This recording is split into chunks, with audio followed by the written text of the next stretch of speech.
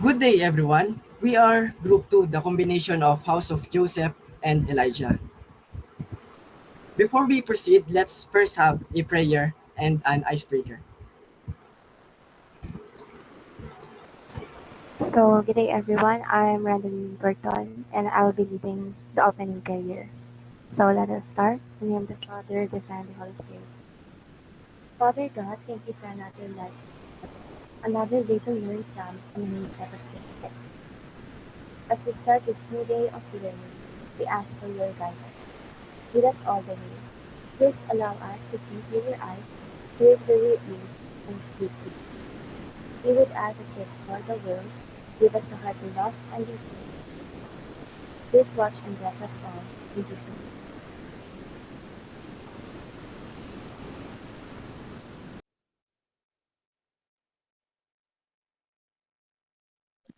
So good day everyone. Let's proceed to our icebreaker. So for our icebreaker, you just need to guess yung blurred pictures na i-represent namin within 5 seconds.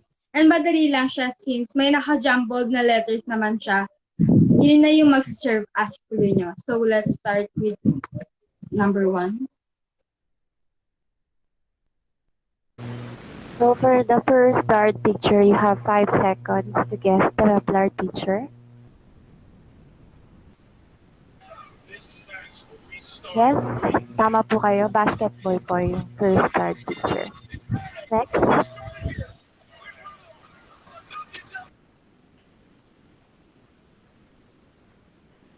Yes, tama po. Traveling. Another picture na naman po. Yes, tama po. Shooting guard. Next.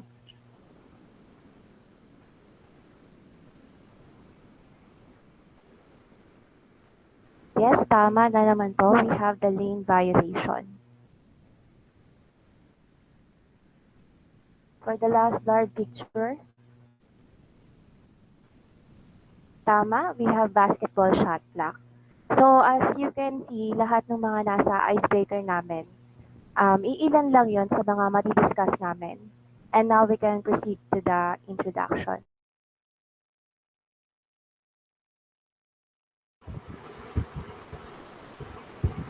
Okay, for today's lesson, we will discuss all about basketball. But first, for our learning objectives for today's lesson, number 1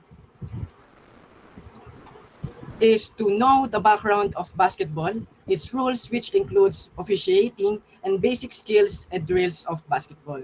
The second one is to understand and appreciate the importance of knowing the rules and skills involved as an intention of indulging oneself to sports activities. And the last one is to practice and execute the basic training drills of basketball. Good day, everyone. I am Maria Zaaraan Olanday, and I'm here to discuss the definition of basketball. Basketball is a game played between two teams of 5 players each on a rectangular court and usually indoors. Each team tries to score by tossing the ball through the opponent's goal, an elevated ring and net called a basket. It is a team sport that involves two teams of 5 active players each trying to score points against one another by throwing a ball through a 300 cm or 10 feet. 10 feet high hoop or the basket under organized rules. Pwede rin itong laruin both indoor and outdoor courts. It requires the knowledge and instinct to perform quickly and properly. The sport of basketball requires 5 basic skills which are dribbling, shooting, running, passing, and jumping. The objective of the game is to throw or shoot a ball called the basketball through the top of a circular band referred to as the rim that has cord hanging around its circumference with both being named the basket, which is itself attached to a backboard. Basketball is commonly also nicknamed b-ball and hoops. Mostly kalalakihan ang nakikita natin na naglalaro nito pero meron ding mga kababaihan ay paborito at nilalaro ito. Ilan sa mga sikat na basketballista ay sina LeBron James, Stephen Curry, and etc. Isa rin ang basketball sa pinakasikat o mas kilalang sport sa buong mundo. Next. So, that, so for the history of basketball, since wala po si Miss De La Peña, ako po muna, Miss Ranelyn Porton, ang magdi-discuss ng part niya. So, it was invented on or around the 1st of December 1891 by Dr. James Naismith.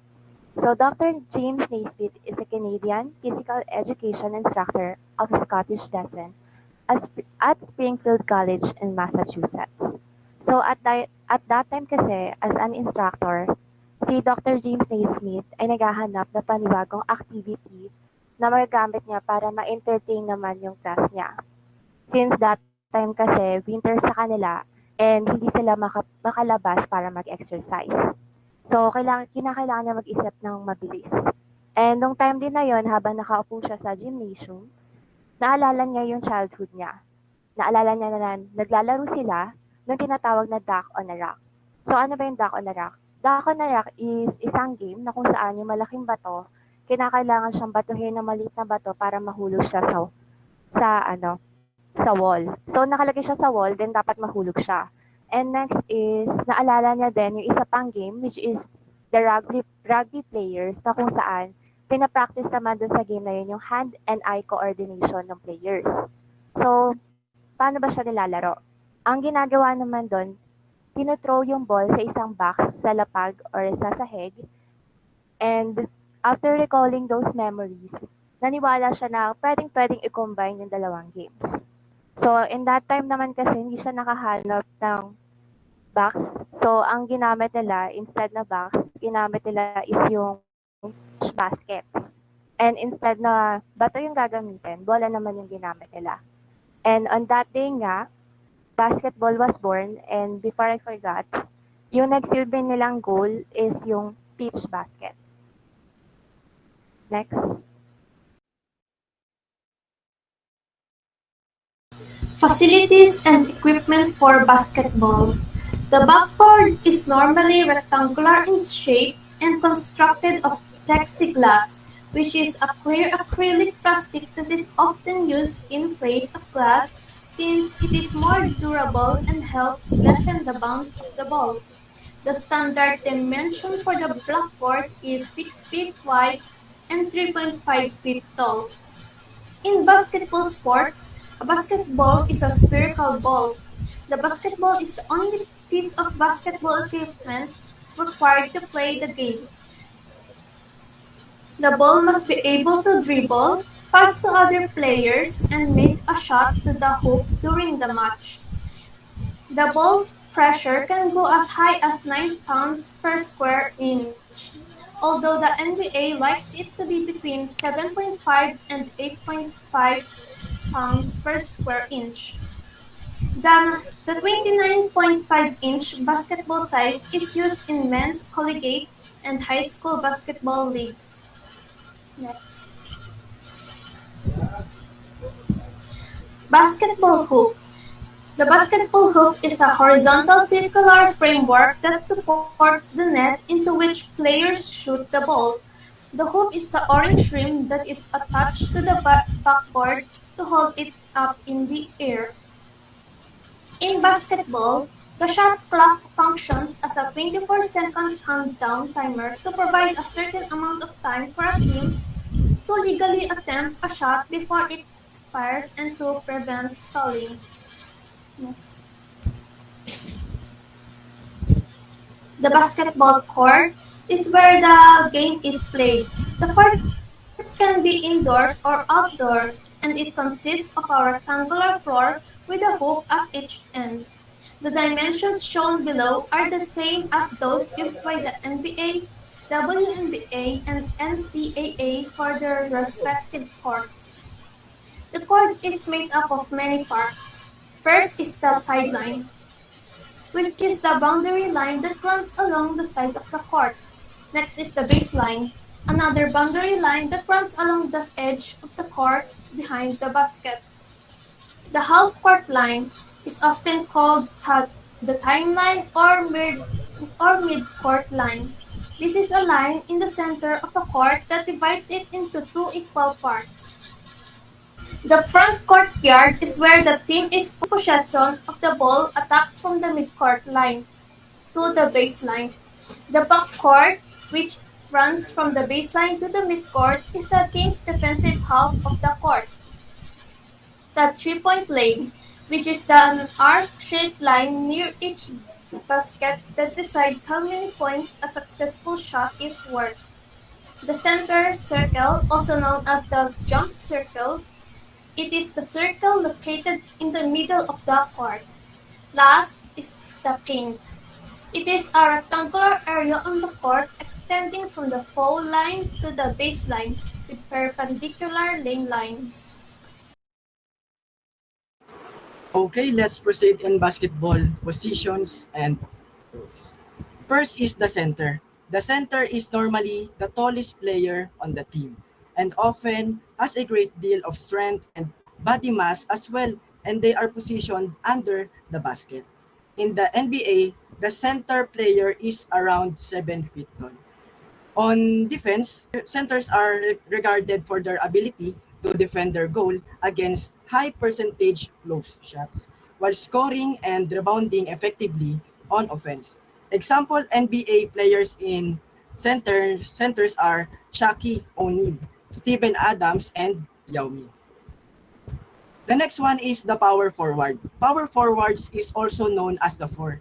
They are usually the second tallest in the team and play a similar role of centers in terms of physical attributes and playing style, but with more speed. The power forward has many responsibilities. They include rebounding, defending the rim, playing in the post, and setting screens. They also post up and block shots, and they can shoot mid-range jump shots as well as three-pointers. Example NBA players in power forward naman are Kevin Garnett, Tim Duncan, and others. The third one is the small forward.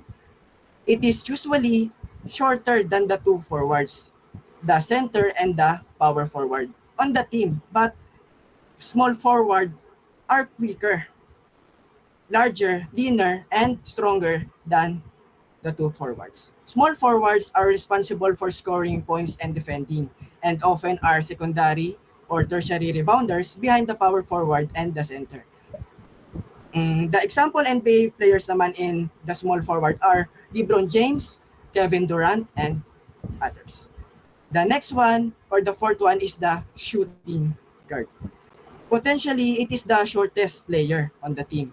The shooting guard is the team's best outside shooter. A shooting guard's main objective is to score points for their team and steal the ball on defense. Aside from shooting effectively, the shooting guard must be able to dribble quickly, pass, and have court vision by viewing the entire court. The example NBA players in the shooting guard are James Harden, Klay Thompson, and Kobe Bryant. And for the last one, the point guard, it is usually the shortest player but the best ball handler and passer on the team. They are often quick and skilled drivers with a short range. And also, they are known as the coach on the floor or the floor general. As a result, they are frequently lead their team in assists and can create shots for themselves and to the others. The example NBA players in the point guard are Stephen Curry, Kyrie Irving, and others.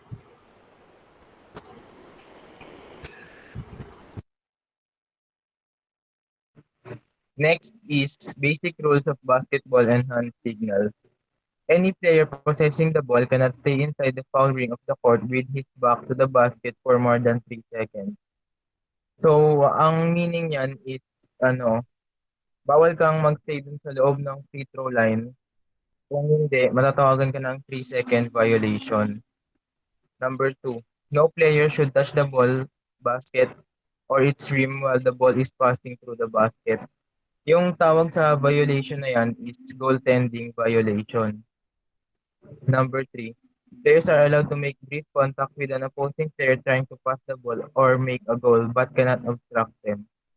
So, yung tawag diyan is normal foul lang 'yan. Kasi pwede mong i-try agawin yung bola pero bawal mong harangan sila, gano'n. Number 4, players making more than 5 fouls are removed from the game. Ang tawag diyan is fouled out. So, meaning niyan, bawal ka ng maglaro for the rest of the game kasi fouled out ka na. Number 5, fouls as per the situation grant free throws to the opposing team and the ball is handed over to them. So, dalawa yan, normal foul tsaka shooting foul. Yung normal foul, 'pag normal foul, sa inyo lang yung bola nun. Pero 'pag shooting foul, like foul ka in the act of shooting, mag-shoot ka ng 2 free throws or 3 free throws 'pag 3 points tas foul ka.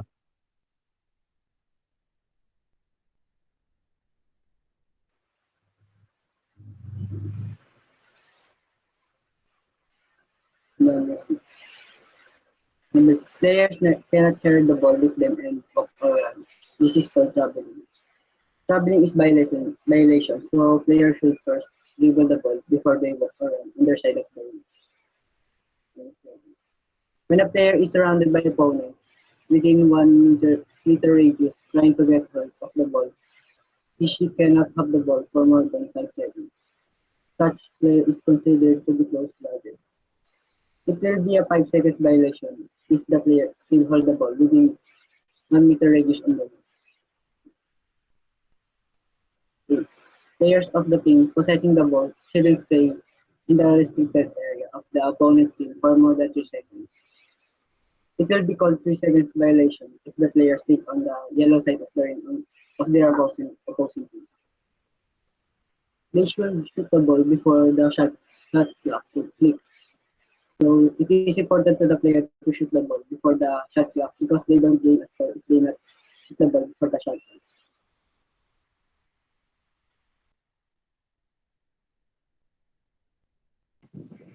Next is what a basketball player should not do. First is throw the ball away out of the court boundaries. Outside violation, if ever na ikaw yung naka-last touch ng bola before go outside and the ball awarded in the opposite team. Next is the step on the foul line while free throwing the ball. The free throw shooter may not step over the plane of the free throw line until the ball touch the ring backboard or the free throw end. Next is the step on the end or sideline while passing the ball to teammate. Inbound pass is a type of pass in a basketball that happens when a player is restarting play from the boundary line, typically on the baseline or sideline. 4 and 5, kick the ball, dribble or hit the ball with their fist. A player shall not kick the ball or strike with the fist. Kicking the ball or striking it with any part of the leg is violation when it is an intentional act, and when the ball accidentally striking the foot, the leg or fist is not violation. 6. Double dribble.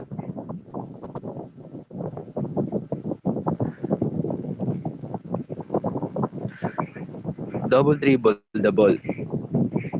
In a basketball, an illegal dribble called the double dribble or dribbling violation occurs when a player ends their dribble by catching or causing the ball to come to rest in one or both hands and then dribble it again with one hand, or when a player touch it before the ball hits the ground. And last, hold the ball and stay in the backcourt that contains their basket for more than 8 seconds, else the team responsible should bear a foul. Whenever a team inbounds the ball or recuperates the possession on their backcourts, they have 8 seconds to cross the midcourt line into the front court. Otherwise, the referee calls an 8 seconds violation and the ball is given to the other team.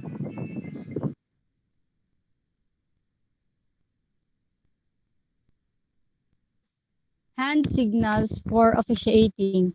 In flying any sport, it is essential to have the hand signals or gestures delivered by the officiating officials.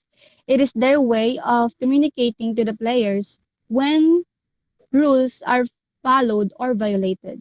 The following are the basics hand signals of officiating basketball. Number one is traveling. So what is traveling in basketball? Traveling is a penalty in the sport of basketball and occurs when an often offensive player in possession of the basketball takes an extra step or makes an otherwise illegal movement with their best established pivot foot. So yung referee po, pag magtatawag po sila ng traveling, um, official will signal it by placing both of his hands in front of him and moving them in a circle like this. This is called traveling. Tapos, pangalawa po is carrying or palming. So, what is palming in basketball?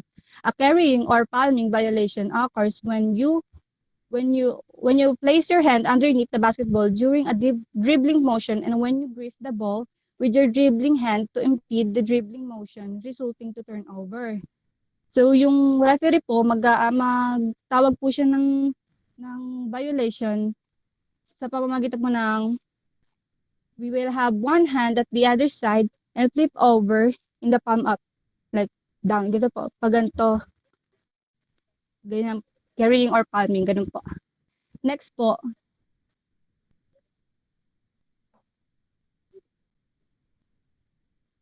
next is double dribble. So what is double dribble? An illegal action in basketball made when a player dribbles the ball with two hands stimulously or continues to dribble after allowing the ball to come to rest in one or both hands. So yung referee po, magtatawag po siya ng violation sa double dribble when the double dribble violation has been committed by putting both of his hands down in front of him with palms down and alternating them up and down as it's dribbling the ball like this po. Ganyan. Yun lang po. Next is 3 seconds. The official will indicate that the player has committed a 3-second violation by having 3 fingers raised and the hand makes a swiping motion back and forth at the side. So, ganito. Yan. Pag ganun. Sa side lang. Next is 5 seconds. In order to signal 5-second violation, the official will have 5 fingers raised with arm extended upward. So, ganito, then sa pataas siya. Next is 10 seconds. The 10 seconds violation is shown when the official has 10 fingers raised with both arms extended upwards. So, dalawang kamay naman na nakataas. Yun lang.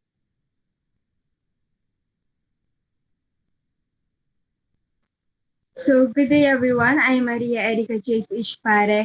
And yung naka-assign po talaga dito is si Miss Maloloyon. And since wala siya, ako na lang po isasalo sa part na naka-assign sa kanya. So, kicking the ball. So, when a player kicks the ball, the referee will have one foot raised in front.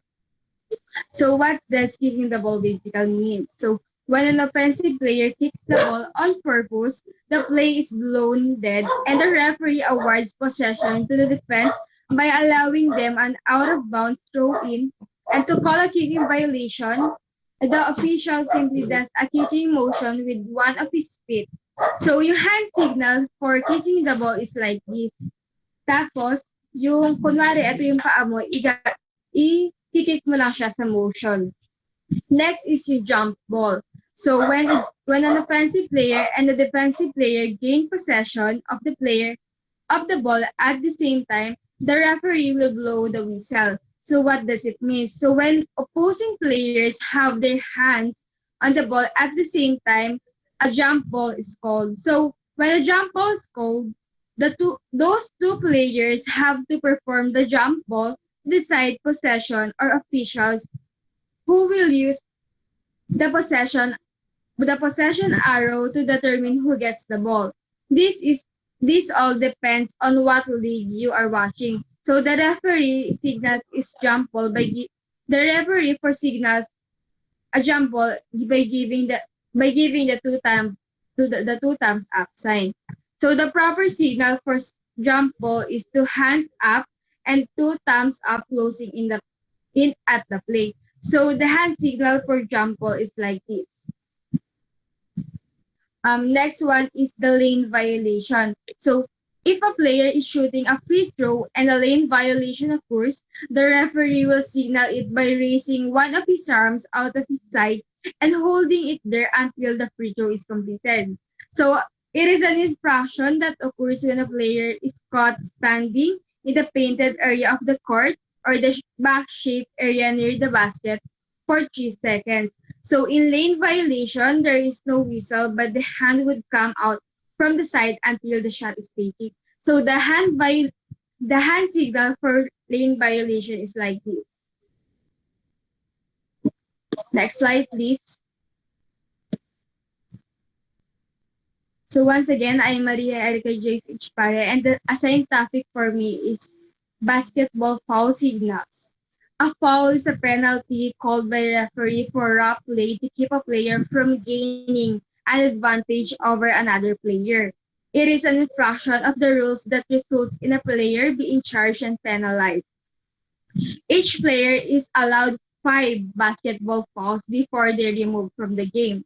When a player commits a foul, the ball is awarded out of bounds to the opposing team unless the foul occurs the act of shooting. So number one is the player control foul charge. It usually occurs when an offensive player in, in possession of the ball makes contact with the defender who has already stopped who has already established a set position. A player with the ball must avoid contact with a stationary defender by stopping or changing direction. So the hand signal for player control foul is that one hand should be placed on the back of the head and the other pointing in the opposite direction of the play indicates a charge call has been made.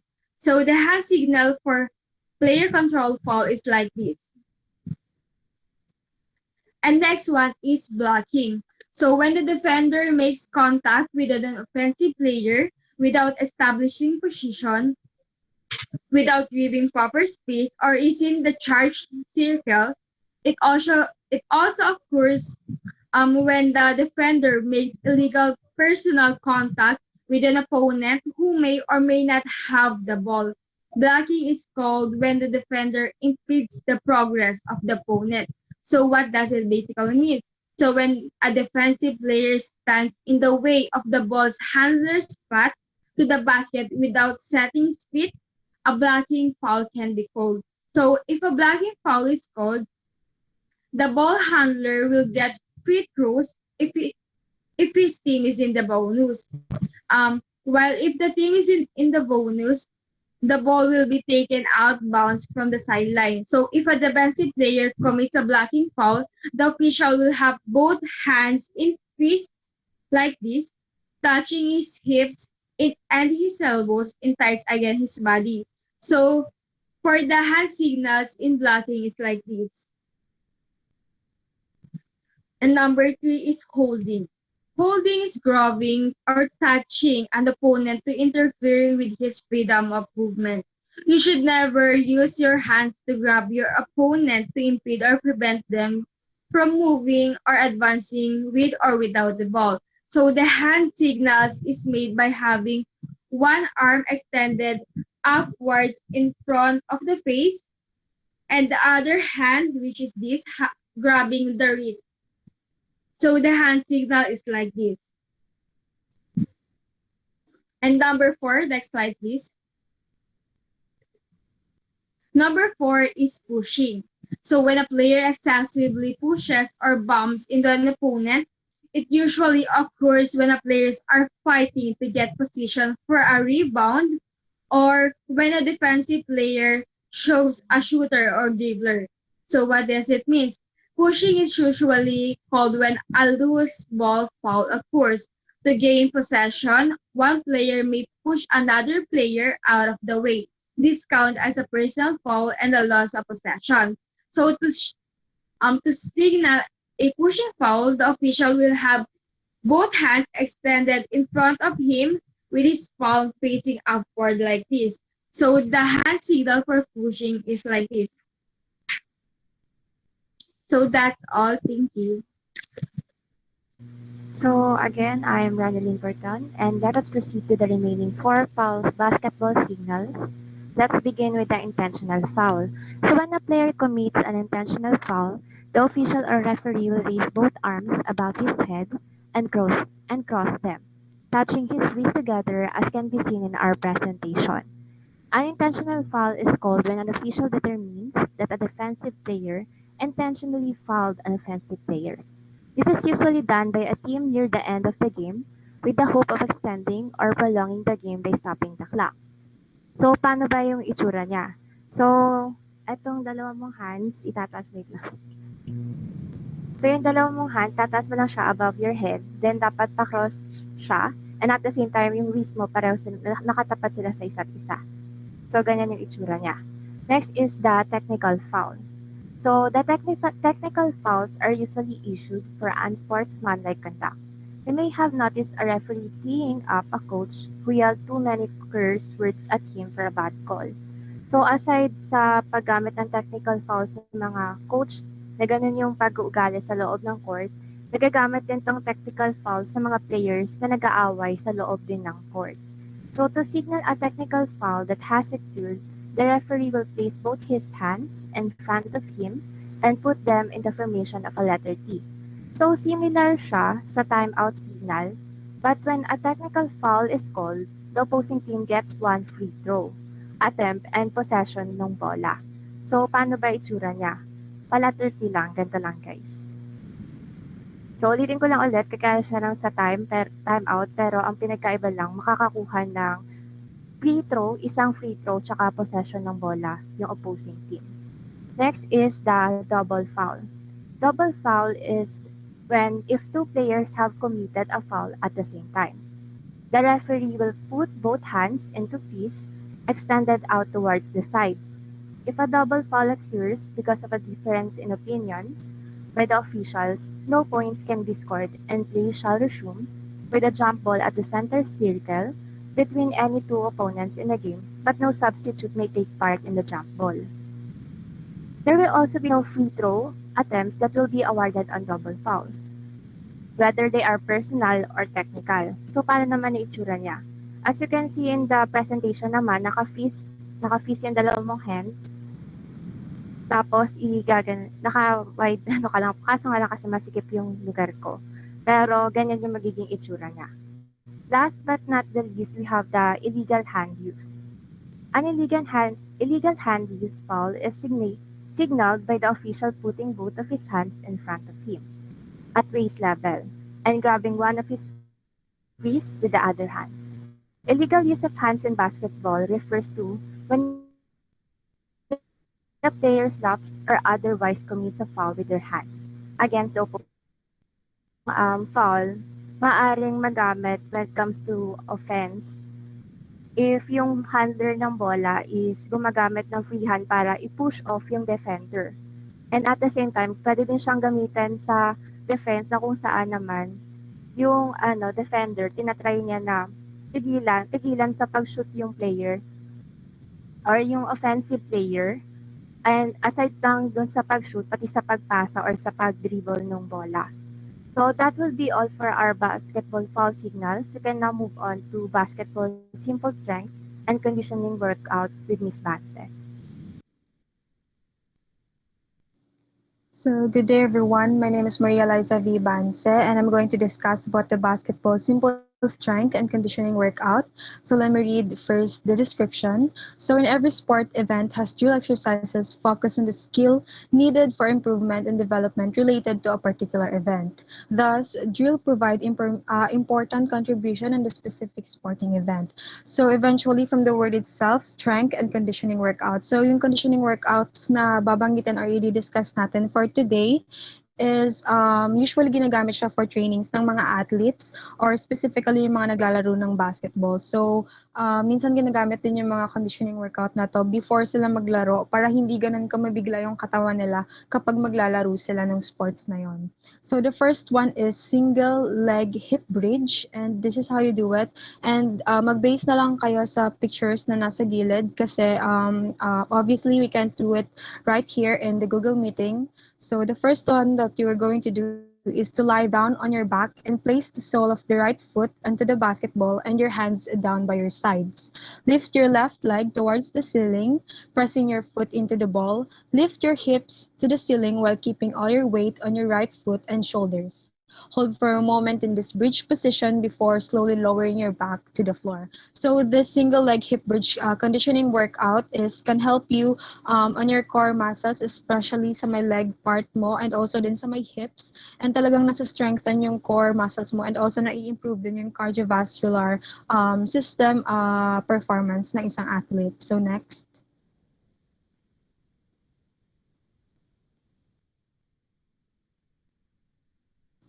So the second conditioning workout is side to side twist, and this is how you do it.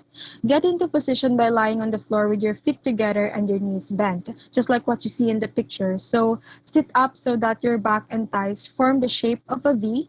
Hold the basketball out in front of you, and by the way, if you have ball in your house or kung meron kayong bola sa inyo, you can use your ball as a boiling point, as a bowling point para kapag nag-twist kayo ng katawan ninyo, is yun yung maging base ninyo para talagang ma-twist ng bongga yung katawan ninyo. So, explosively twist your torso as far as you can to the left, then reverse the motion and twist as far as you can to the right. So, the third one is the side to side. Sit up to toes. So this is how you do it. Lie down on your back with your legs in the air, toes pointed towards the ceiling, just like what you see in the picture. Holding the basketball straight up over your chest, and again, you need to have a basketball or any ball na meron kayo para magkaroon din talaga ng bowling point kapag pinupush ninyo yung arms ninyo. Or kung wala naman kayong bola or kung meron kayong mabigat or pang push up, pwede nyo yung gamitan. So engage your abs to press down your lower back into the floor while lifting your upper body off the mat. Continue lifting higher off the mat, reaching the ball towards your ankles. Pause for a moment and then lower your upper back again, stopping before you make contact with the floor. And again, it also helps you strengthen your muscles, your especially sa my arms and legs part, and it can also help you improve your cardiovascular system performance. So next. So So for the fourth one is Superman's, and this is how you do it. You're going to lie down, face on the floor with your arms stretched out in front of you. Slowly raise your arms and legs up as high as possible and engage in your back muscles. Hold this position for a moment before lowering your arms and legs back down to the floor. So this conditioning workout number 4, which is Superman's, is actually kind of weird or awkward to do, especially in public. But makahalin tulad din natin yung Superman na to sa pagsiswimming kasi talagang buong body ninyo is mas-stretch out kapag ginawa niyo yung conditioning workout na to. Especially na ang base lang ng pag-workout na to is yung middle part ng katawan ninyo is yung suporta, and then yung arms and your legs ninyo is kailangan yung i-push upwards para talagang ma-strengthen yung buong katawan ninyo and para din engage yung core muscles ninyo sa likod. So the fifth one is wall drive. Before doing this, you have to find or meron dapat kayong matigas na wall para dun nyo gawin or i-perform yung conditioning workout na to. And this is how you do it.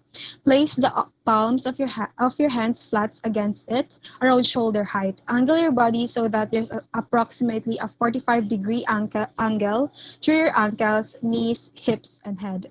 Lift one leg so that the thigh is parallel to the ground and support your weight into the toes of your other foot. So, ang wall drive na to is can help your arms and also your whole body para talagang ma-push through yung katawan ninyo and ma-support yung core muscles and development ng cardiovascular system performance improvement ninyo. So that's all. Next.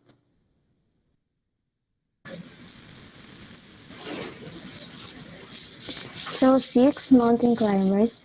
So mountain climbers is a body weight exercise that activates muscles throughout your body. And perform mountain climbers by getting into high plank position. Keep your spine straight as you engage your core and draw in your right knee toward your chest. Extend your right leg back to the starting position. Repeat on the left side and continue for 1 minute. So 7, burpees. So how to do? So stand with your feet shoulder width apart. Slowly lower down into squat position. Place your hands on the floor directly under your shoulders. Jump your feet back to come into high plank. Jump your feet to the outside of your hands as you come back into squat position and engage your core as you jump up as high as you can and extend your arms overhead. Next.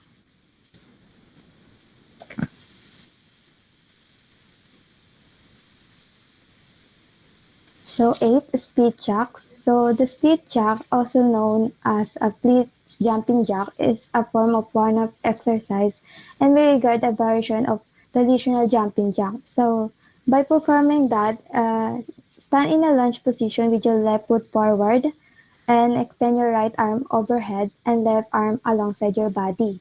Explosively jump and switch the position of your feet to bring your right foot forward. At the same time, change the position of your hands by reaching your left arm overhead and your right arm back.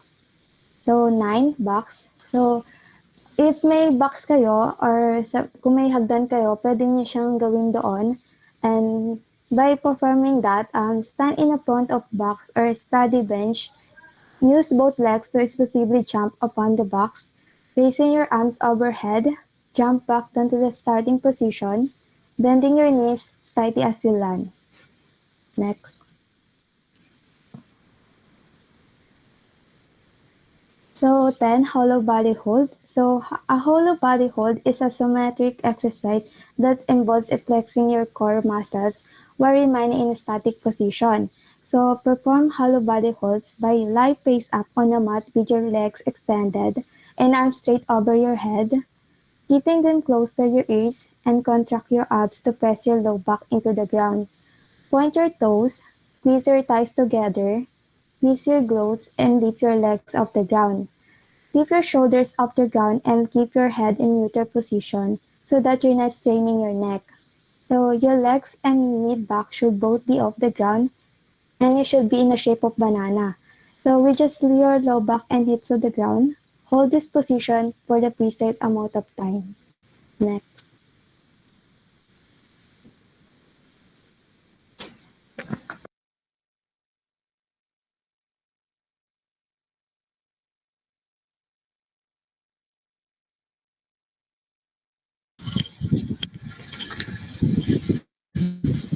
Hello, so good day everyone. I am Sherilyn B. Crisostomo, and the assigned topic to me is the plyometric training in basketball. So, what is plyometrics? Plyometrics is a type of exercise training that uses speed and force of different movements to build muscle power. So, this training is needed because in playing basketball, speed and force is important to move and for their muscles. So plyometric training can improve your physical performance and ability to do different activities. So the first plyometric training is the double leg backward and forward hoops. These plyometric movements continue to challenge the calf or yung sa binti natin, yung kalamnan ng binti, and the ankle while they interact with the ground, further stabilizing the knee with quadricep involvement. Quadricep is a large muscle or group that includes the four prevailing muscles in front of the thighs.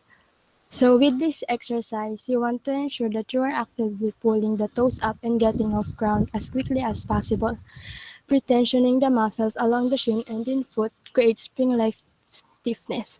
So in this movement, it focuses on the muscles of the legs where it is intended to challenge the leg or yung binte with the thighs and knees. So in doing this exercise, make sure na you are quick or actively hopping sa pagtalon kasi ganun siya gawin. Kailangan active yung pagtalon mo habang nasa air.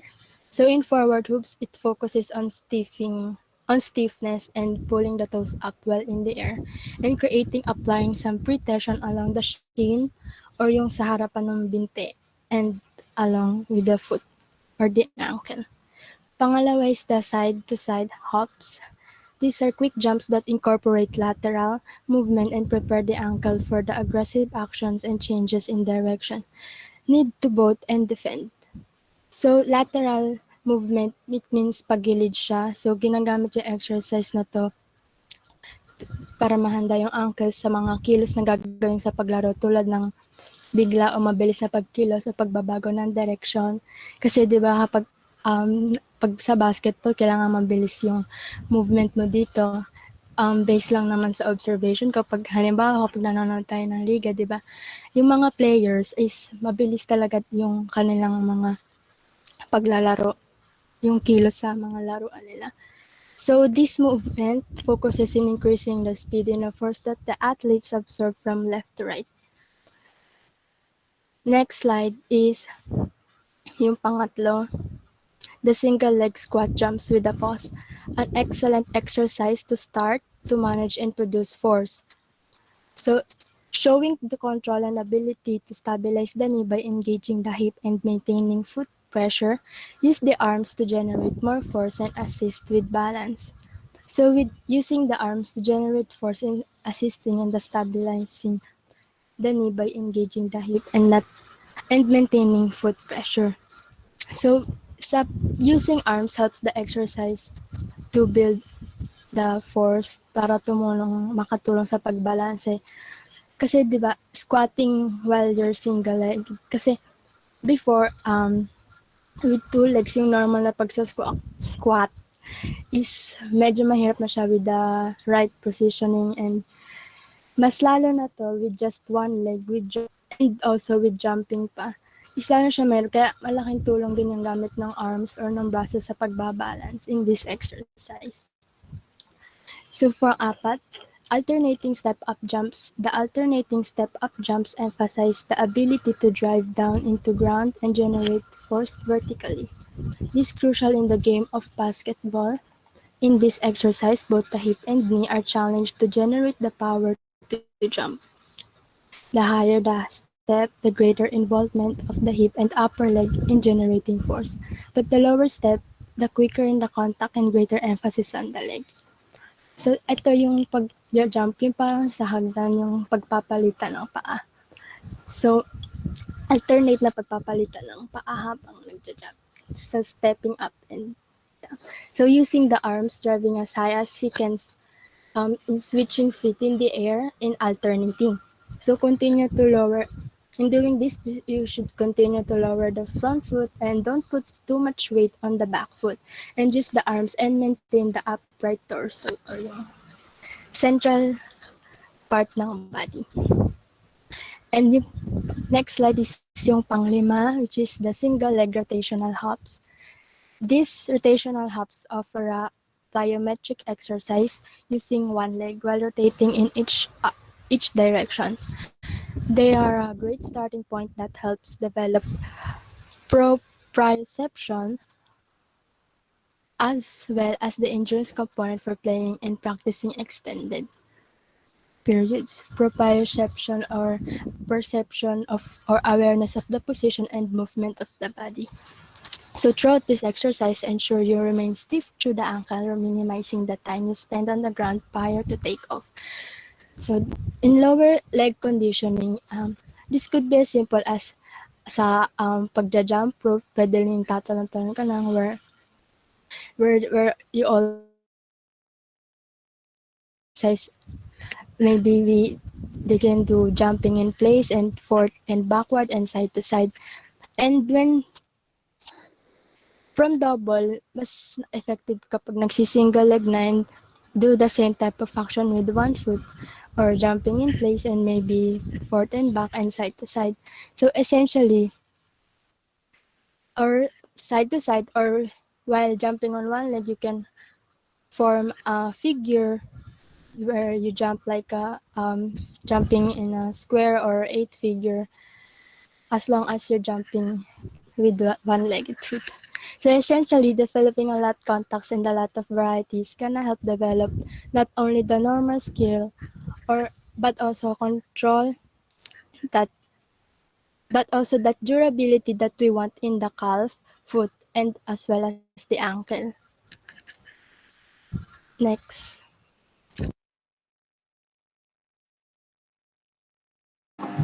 Ano muna, patak muna sa number 6. Good day everyone, I'm Marichin Kinis and I will continue to discuss the plyometric training in basketball. For number 6, single leg medial hops.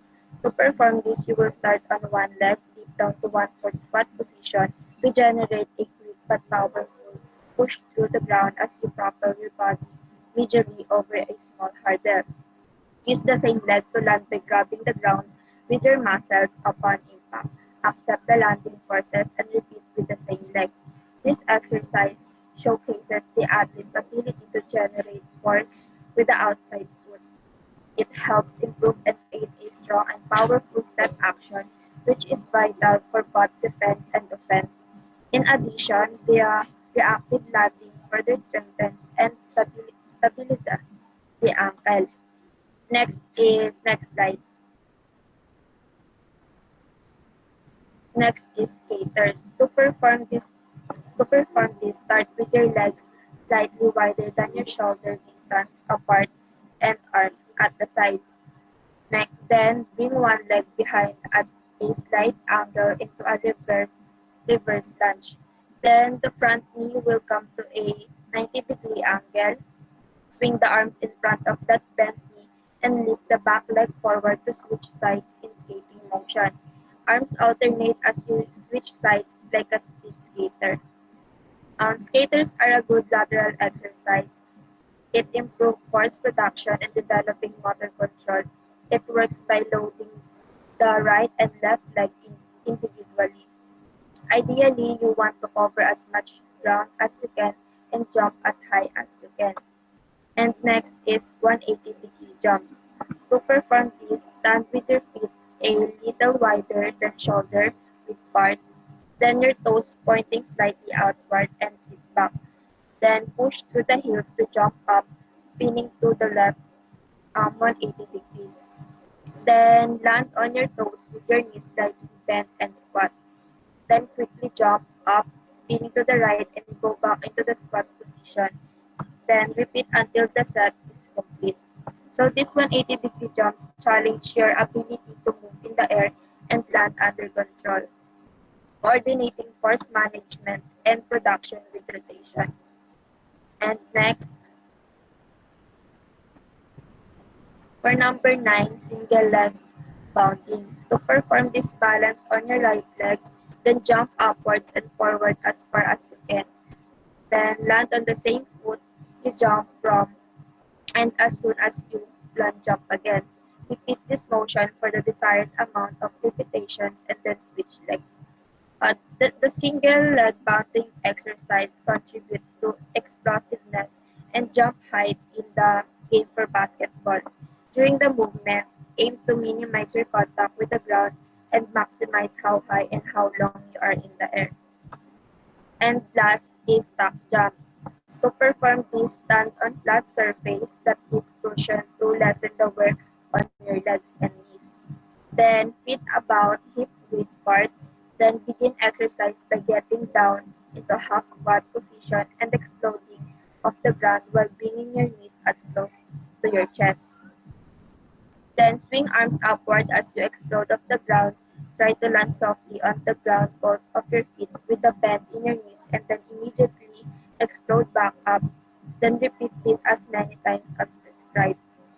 Tuck jumps are more advanced exercise than squat jump.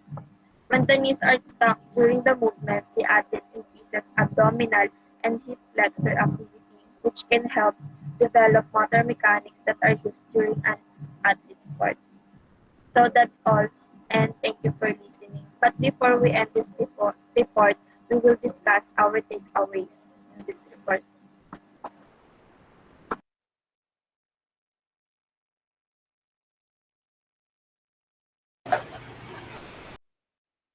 Hindi ako na mag-start sa takeaways. For me, bilang isang babae, mas nadagdagan yung kaalaman ko about basketball kasi 'di ba mostly lalaki ang naglalaro. And with this topic, it helps me to gain knowledge about rules and violation and also the positions of each players. And about naman sa pinagmulan or the history, ay nalaman ko rin na si Dr. James Naismith ang nag-imbento o nagpauso ng larong basketball na hanggang ngayon ay nilalaro pa rin ng karamihan. Yun lang.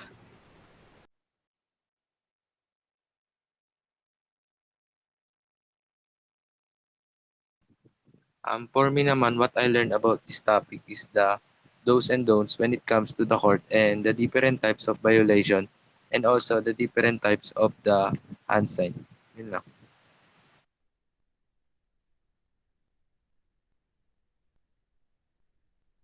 Sa akin naman yung takeaways ko is yung importante na malaman natin yung mga violation as a player and sa mga coach din since yung mga fouls and committing violations ay nakakasakit po, ganun. And kasi yung mga importante na pagkaroon ng physical abilities natin at saka yung paghahanda natin sa basketball. Yung Yung takeaways ko natutunan ko naman sa... Ay, sige, ikaw na. So, yung takeaways ko naman sa lesson natin for today is about sa history ng basketball. Napag-alaman ko na it was originally invented pala by Dr. Ajay Smith, Dr. James Naismith, and it was invented during 1891. And natutunan ko din about different kinds of rules and regulations na ginagawa sa loob ng court.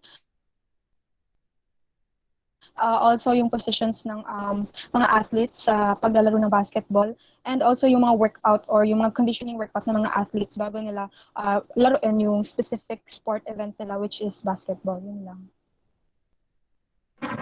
Yung natutunan ko naman is yung iba't ibang uri ng violations, tsaka yung iba't ibang uri ng mga foul, tsaka yung kung paano mag-stretch ng yung mga athlete sa basketball court.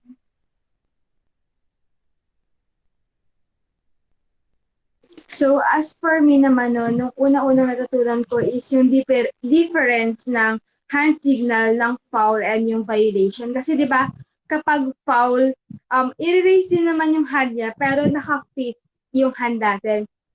Like this. Tapos kapag naman violation lang yung nagawa is, ang unang i-execute na hand signal is pa ganito. And aside doon, kapag violation naman, walang free throw. Pero kapag foul, doon magkakaroon ng free throw para dun sa opposing team.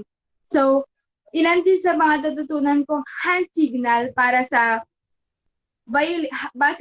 violation ng basketball is yung kicking the ball, kung saan yung isisipa mo sa motion, yung paa mo like this, and yung jump ball na yung magto 2 thumbs up ka like this.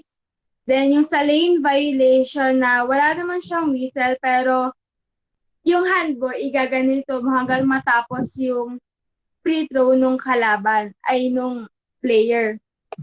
And aside from doon, natutunan ko rin yung ilan sa mga hand signal para sa foul, which is yung player control foul, like this. And yung blocking na yung dalawang kamay is naka-fist and ilalagay lang siya dito sa hips natin like this. And yung isa pa is yung holding, kung saan iaangat mo lang yung braso mo sa harap ng mukha mo na naka-fist, and yung isang kamay mo naman is iho-hold niya yung wrist mo. Then yung sa pushing naman, natutunan ko rin yung hand signal niya, kung saan yung palad mo lang is i-execute mo palabas tulad ng ganito. Pushing, then ganito. So, that's all. Thank you.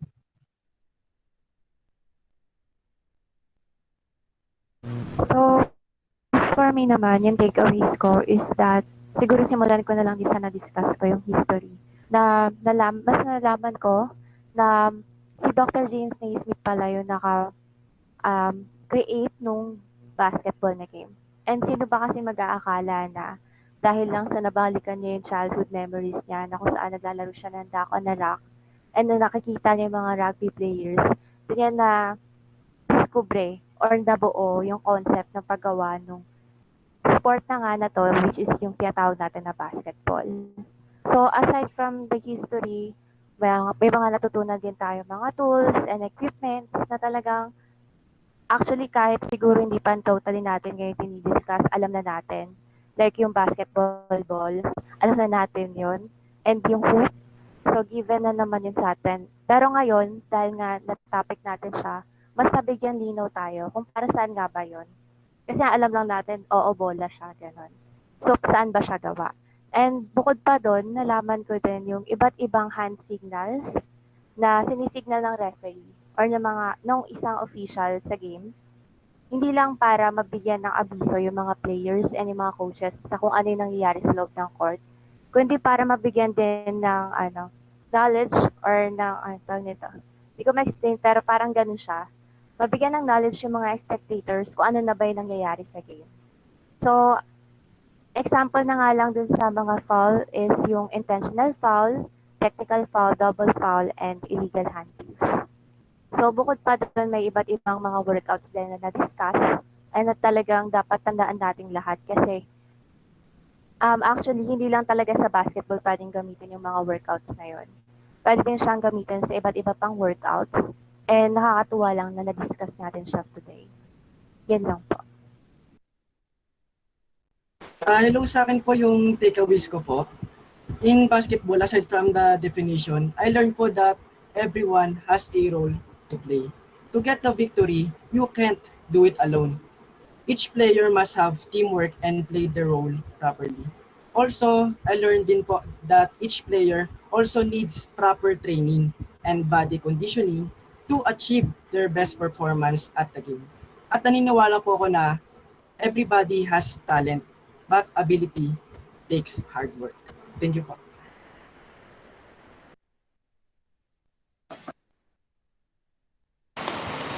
Ang natutunan ko naman po is yung sa since hindi naman po masyado nanonood ng basketball, hindi ako aware dun sa mga pinapakita ng referee. Tutunan ko po yung mga signals and violation. Example po yung 3 seconds rules na kapag din pala yung pinakita ng referee, ibig sabihin may violation na 3 seconds yung mga player. Then ganun din sa 5 seconds and 10 seconds rules. Yung takeaways ko naman is, ano din sa diniscuss ko din is yung conditional workout. Nakakatulong talaga to sa i-reduce yung mga stress natin and ma-enhance yung body natin. And sa pamamagitan din ng strength workout, binibuild yung muscle natin which is contribute to better balance and reduce risk of falls in basketball. And aside din doon, yung natutunan ko din is yung mga pulse and hand signal din. Kasi hindi rin naman ako nabili.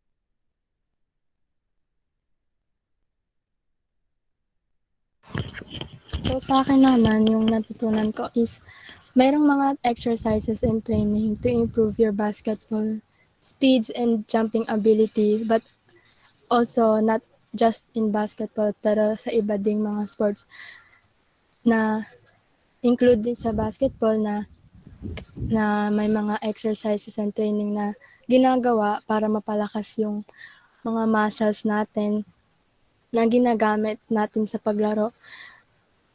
Katulad nun sa basketball, madalas ginagamit yung muscles natin sa legs. So in plyometric training, doon yung mga movement na nakakatulong para ma-increase yung speed and yung force ng mga muscles and improving also the performance and ability. Katulad ng sinabi ko, in different activities. Yun lang. So, yung takeaways ko naman po dito sa report is yung plyometric exercise are based on all forms of jumping. The ability to generate power is decisive in sport performance. And syempre, power is also important in basketball, where quick jumps and reactions on the ball are key factors. And yun lang po.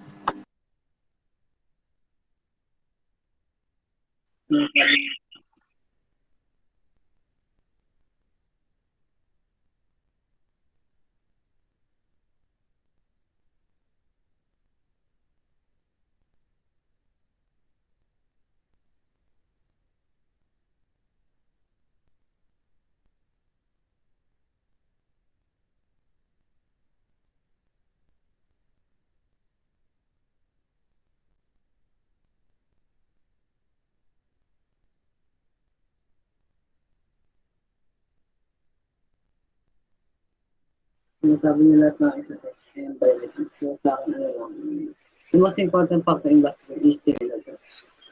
You must have a good coordination between every player. Kasi ito yung nakakatulong sa teammate mo to understand you, to understand you. And,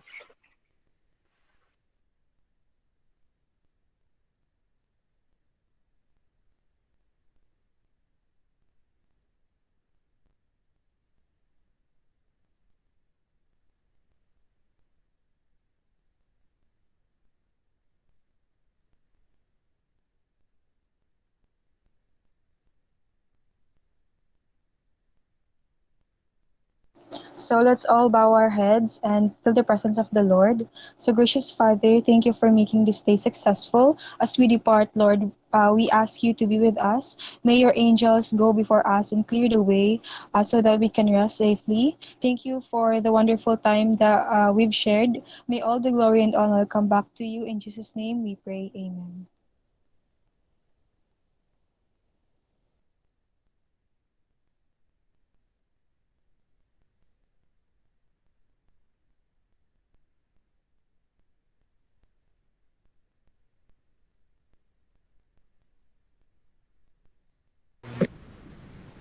Sherilyn, na ano mo na? Stop ko na?